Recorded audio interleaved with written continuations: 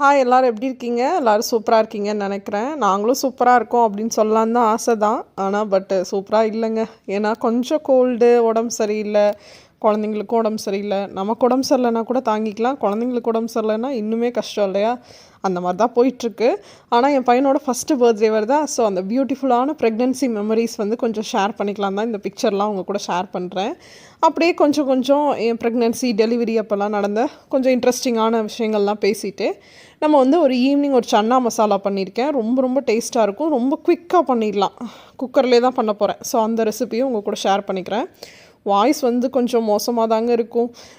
ஏன்னா கோல்டு அப்படின்றனால சுத்தமாக நமக்கு முடியலன்னா பரவாயில்லைங்க. ஆனால் அந்த குழந்தைங்களுக்கு முடியலன்னா அதுங்க கஃப் பண்ணுறதெல்லாம் பார்க்குறதுக்கே ரொம்ப கஷ்டமாக இருக்கும். அதுவும் ஒரு வயசுக்குள்ளே இருக்க குழந்தைங்களுக்குலாம் ரொம்பவே கஷ்டமாக இருக்கும்.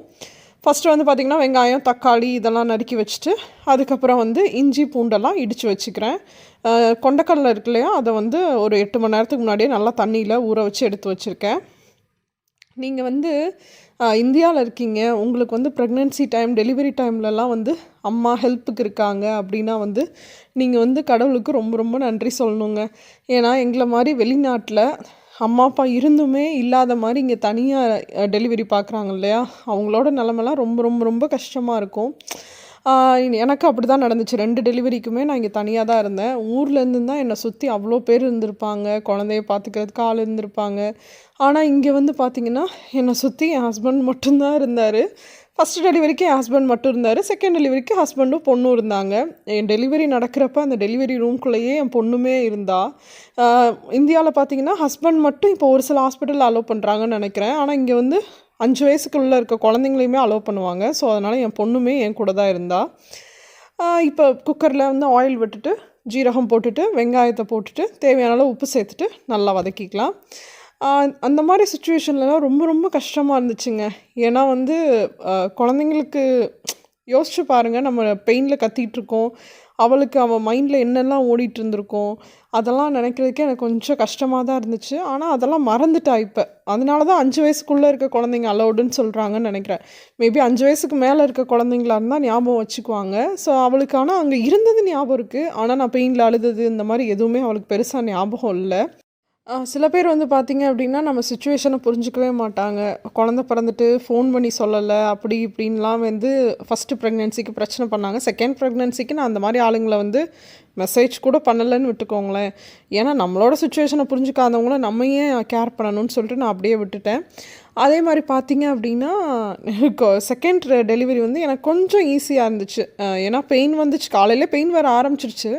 பட் இந்த பெயின் தானா, இவ்வளோ தானா வரும் பெயின் அப்படின்னே நினச்சிட்டு இருந்தேன். நான் டெலிவரி பெயின் அப்படின்னாவே ரொம்ப ஹையாக இருக்கும் அப்படின்னு நினச்சிட்டு இவ்வளோ தானா பெயின். ஏன்னா நம்ம அதுக்கு முன்னாடி பட்ட அடியெல்லாம் அப்படி. அதனால பெயின் ரொம்ப கம்மியாக இருக்கேன்னே நினச்சிட்டே ஒரு 6 o'clock வரைக்குமே ஓட்டிட்டேன். அதுக்கப்புறம் தான் பெயின் தாங்கவே முடியல. ஆனால் பெயின் காலையிலே ஸ்டார்ட் ஆயிடுச்சு.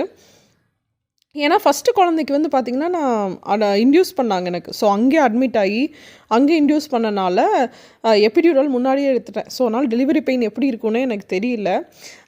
எனக்கே ரொம்ப காமெடியாக இருந்துச்சு. என்னடா அது டெலிவரி பெயின் எப்படி இருக்குன்னே தெரில, ஒரு குழந்தை பிறந்துருச்சு நமக்கு அப்படின்னு சொல்லி நான் ரொம்ப ஃபீல் பண்ணிகிட்டு இருந்தேன். அதனால் இந்த டைம் வலி வந்துடணும்னு வேண்டிகிட்டு இருந்தேன் கடவுள்கிட்ட. அதே மாதிரி இன்டியூஸ் பண்ணுறதுக்கு 2 நாளைக்கு முன்னாடி வலி வந்துருச்சு. ஸோ இப்போ பார்த்திங்கன்னா வெங்காயம், அது கூட இஞ்சி பூண்டு பேஸ்ட்லாம் போட்டுட்டு அப்புறம் தக்காளி போட்டு நல்லா வதக்கிட்டுருக்கேன். இதிலே மசாலாலாம் கொட்டிட்டு சன்னாவையும் போட்டுட்டு அவ்வளோதாங்க, மூடி வச்சிட்டோன்னா நம்ம கிரேவி ரெடி ஆயிரும். நம்ம டெலிவரி ஸ்டோரிக்கு வருவோம்.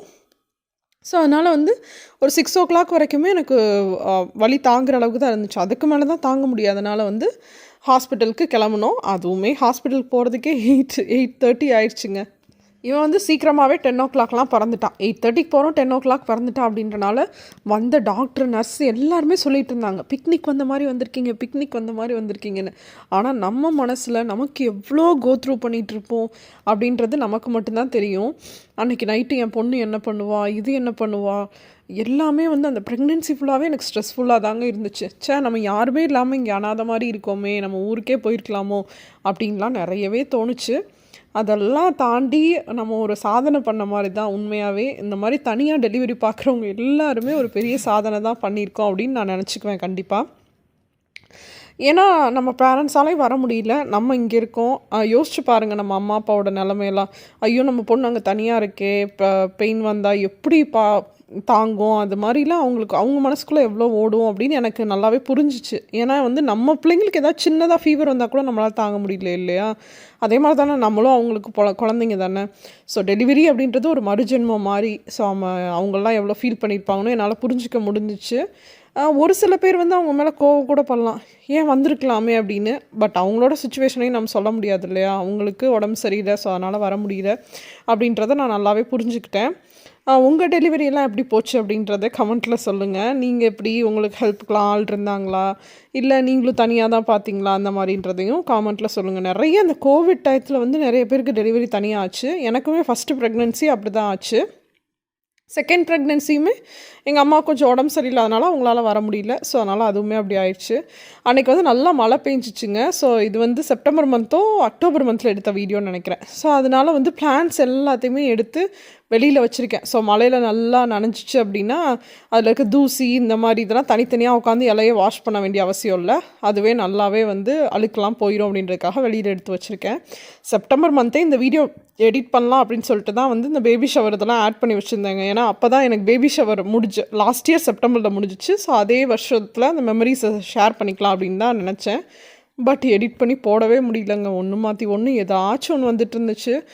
அதனால தான் பண்ண முடியல. கொஞ்சம் நாளாகவே இந்த பையனுக்கு வேறு, அதாவது என்னோட பையனுக்கு தான் சொல்கிறேன், அவனுக்கு 1 இயர் ஆக போகுது. இப்போ 11th மந்தில் ஏதோ ஸ்லீப் ரிக்ரெஷன் சொன்னாங்க. அதனால் தூங்குறது இல்லை. அதனால் கொஞ்சம் மேனேஜ் பண்ணுற கஷ்டமாக இருந்தனால என்னால் எடிட் பண்ணி போட முடியல. டெலிவரியெல்லாம் கூட ஈஸியாக தாங்க இருக்கும். அதுக்கப்புறம் அந்த ரெக்கவரி தான் ரொம்ப ரொம்ப கஷ்டமாக இருக்கும். ஃபஸ்ட்டு ப்ரெக்னென்சிக்கு வந்து பார்த்திங்கன்னா என் ஹஸ்பண்ட் வந்து என் கூடயே தான் இருந்தாங்க. ஸோ அதனால் ஹெல்ப்புக்கு எல்லாமே நல்லா இருந்துச்சு. ஆனால் செகண்ட் ப்ரெக்னென்சிக்கு என் பொண்ணை பார்க்கணும் இல்லையா, அவள் வந்து ஹாஸ்பிட்டலில் அவ்வளோ நேரம் அவளை வச்சுருக்கவும் முடியாது. அவளுக்கு அப்போ 3.5 years தான் ஆச்சு. ஸோ அதனால் வந்து மோஸ்ட்லி நானே சொல்லிட்டேன், நைட்லாம் நான் கூட தனியாக சமாளிச்சுக்கிறேன், இவளையும் பார்த்துட்டு அவனையும் பார்க்குறது ரொம்ப கஷ்டமாக இருக்குது. ஸோ அதனால் நீங்கள் வந்து வீட்டுக்கு கூட்டிகிட்டு போங்கன்னு சொல்லிட்டேன். அதனால் அவர் குழந்தைய கூட்டிகிட்டு வீட்டுக்கு போயிட்டார். அன்றைக்கி நைட்டு ஃபுல்லாகவே எனக்கு தூக்கம் வரல. அந்த இதை தாண்டி நம்ம இப்படி தனியாக கிடக்கிறோமே அப்படின்ற மாதிரி ரொம்பவே மனசில் ஃபீல் ஆச்சு. ஸோ அந்த மாதிரி நிலைமை யாருக்குமே வரக்கூடாதுன்னு தான் நான் கண்டிப்பாக சொல்லுவேன். இந்த மாதிரி கஷ்டப்படுற நேரத்தில் நமக்கு 1-2 பேர் ஹெல்ப் பண்ணியிருப்பாங்க. அவங்கள மட்டும் நான் கண்டிப்பாக மறக்க மாட்டேன். 1-2 பேர் நமக்கு ஹெல்ப் பண்ணுவாங்க அப்படின்னு நம்ம நினச்சிருப்போம். ரொம்ப எதிர்பார்த்துருக்க மாட்டோம். சரி ஓகே, அவங்க நமக்கு பண்ணுவாங்க, அவங்க நம்ம ஃப்ரெண்டு தானே அப்படின்னு நினச்சிருப்போம். அந்த மாதிரி இருக்கவங்க பேசாமையே கூட போயிடுவாங்க. அந்த மாதிரி நான் நிறைய ஃபீல் பண்ணியிருக்கேன். ஸோ அதனால் எப்பயுமே நான் மைண்டில் என்ன நினச்சிக்குவேன்னா, யார்கிட்டையும் எதுவும் எக்ஸ்பெக்ட் பண்ணக்கூடாது. இப்போ நம்ம ஒரு ஹெல்ப் பண்ணுறோம், ஒருத்தவங்களுக்கு உடம்பு சரியில்லைன்னு குக் பண்ணி கொடுக்குறோம் அப்படின்னா அவங்க நமக்கு திரும்ப செய்வாங்க அப்படின்னு எதிர்பார்க்கக்கூடாது. நம்மளோட மனசுக்கு ஒருத்தவங்களுக்கு நல்லது செய்கிறோம் அப்படின்றதோட நினச்சிட்டு போயிடணும். திரும்ப அவங்கள்ட்ட எதிர்பார்த்து எதுவும் பண்ணக்கூடாது அப்படின்றத நான் ரொம்பவே நல்லாவே கற்றுக்கிட்டேன். அதுவும் இந்த யூஎஸ் வந்துட்டு தான் என்னோடய மெச்சூரிட்டியே கொஞ்சம் அதிகமாச்சுன்னு கூட சொல்லலாம். இன்னும் நான் கற்றுக்கிட்டே தான் இருக்கேன். ஃபுல்லாக மெச்சூர்ட் ஆகிட்டேன்னு சொல்ல முடியாது. 21 வயசில் யூஎஸ்க்கு வந்தேன். இப்போ எனக்கு 29 வயசாச்சு. என்னோடய வாழ்க்கையில் நான் நிறைய கற்றுக்கிட்டதுன்னு வந்து பார்த்திங்கன்னா இந்த ஊரில் தான். மக்கள்களை பற்றியும் தெரிஞ்சுக்கிட்டதும் இந்த ஊரில் தான்னு சொல்லலாம். நிறைய பேசிட்டேன்னு நினைக்கிறேன். இப்போ வந்து பார்த்திங்கன்னா சப்பாத்திக்கு தான் சன்னா மசாலா வச்சு சாப்பிடுவாங்க. இன்றைக்கி வந்து நம்ம தோசைக்கு வச்சு சாப்பிட்லான்னு சொல்லிட்டு தோசை ஊற்றிருக்கேன். மதியானம் பண்ண லெஃப்ட் ஓவர் சிக்கன் கொஞ்சம் இருந்துச்சு, சிக்கன் கிரேவி, அதையும் வச்சுட்டு இன்றைக்கி டின்னரை முடிச்சாச்சு. கண்டிப்பாக வந்து கொஞ்சம் நாளுக்கு அப்புறம் நான் delivery story, pregnancy story post பண்ணுறேன். ரொம்ப ரொம்ப இன்ட்ரெஸ்டிங்காக இருக்கும் கேட்குறதுக்கு. நிறைய தடைகளை தாண்டி தான் வந்து இந்த 2 குழந்தைங்களும் வந்திருக்காங்க. உங்களுக்கு இந்த டெலிவரி ஸ்டோரி, இந்த ப்ரெக்னென்சி ஸ்டோரியில் இன்ட்ரெஸ்ட் இருக்குது, உங்களுக்கு தெரிஞ்சுக்கணும் அப்படின்னு நினச்சிங்க அப்படின்னா கமெண்ட்டில் சொல்லுங்கள். கண்டிப்பாக போஸ்ட் பண்ணுறேன். இன்னொரு வீடியோவில் பார்க்குறேன். இப்போ வந்து பர்த்டே செலிப்ரேஷன் இருக்கு இல்லையா, அதனால் நிறைய ப்ரிப்பரேஷன்லாம் போயிட்டுருக்கு. ஸோ அந்த ப்ரிப்பரேஷன் வீடியோவும் ஒன்றா எடுத்துகிட்ருக்கேன். அதுக்கிடையில் தான் வந்து குழந்தைங்க 2 பேரும் சிக்காயிட்டாங்க, நான் சிக்காயிட்டேன். அதனால அதுவும் சைடில் போயிட்டுருக்கு. ஸோ அதனால் வந்து December 7 தான் பிளான் பண்ணியிருக்கோம் பர்த்டே செலிப்ரேஷனு. வீடியோ உங்களுக்கு கண்டிப்பாக அப்லோட் பண்ணுறேன்.